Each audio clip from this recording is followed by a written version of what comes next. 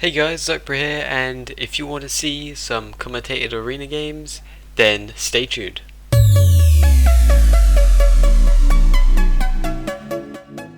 Okay, so going into this game, I wanted to train the shaman because it's train the blue, right? So the gate's open, and I just go ahead, try and sneak around the back, try and avoid the flare, and even the death and decay from the DK. And then I'm going to go ahead, target the shaman, and go ahead try and open on him. He dispelled a UA there, and I try and typhoon him off. Now I'm going to get some bleeds onto the hunter if I can. That's what I try my best to do anyway. And then I swap onto the DK, try and get some bleeds onto him as well, while the lock is putting out loads of dot pressure. Now right now the shaman has dispelled a lot of UAs, so I'm going to go ahead and I want to try and swap on him because of his HP. But I push him too far, so I go bare form, and I use one survival instincts just to make sure that I'm going to be okay and don't die.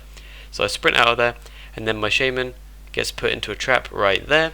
But I'm at a safe distance, my health is fine, and it's just the hunter on me, so I should be okay. I use Incarn, I put full bleeds on him, then I swap over to the shaman, I stun him, knock him off. Now I'm putting a ton of damage into the DK. The hunter's really low from my dots and from the Warlock's help as well. The Warlock uses the AMS to try and survive. Here the shaman's going to go ahead try and put down the link. Now they're all incredibly low HP, and then I just we go ahead, we go on the shaman, stun him, try and stop him from doing too much healing, and keep him in a stun lock, and he just dies. And then that's the end of that game. But I hope this commentary was helpful. I will move on to the next clip with the next commentary.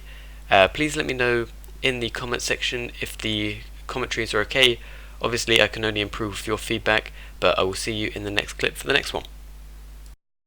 Okay, so in this game we're going to go ahead and start on the mage, try and limit his damage as much as possible, and we predict that he's going to go onto my warlock. So here I wait, see if they're going to push in. They decide not to push in, so I start to make my move. Now one thing I am going to do is I'm going to hold my feral charge, because I know the mage is going to blink my opener stun to try and stop me from getting out damage. And with him in such a great position, it's a perfect time to hold it. So here the mage goes ahead and he blinks. I charge back to him, reconnect, and then I try and clone the warrior, but he pummels me and I kick the sheep. At this point the mage puts me into a deep freeze and then he goes over, but he alters times back in front of me, which is a bit of a misplay, so I just carry on hitting him.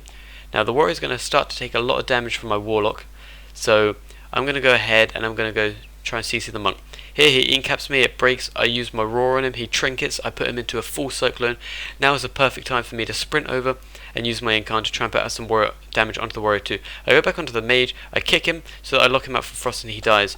At the same point my shaman used his spirit link to stop my warlock from dying, and the cocoon was used onto the warrior so that it wouldn't have helped the mage at all, and I kicked him from frost as I said, and he died. So that was pretty much that game.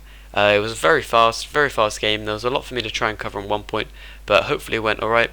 And thank you very much for watching the video, guys.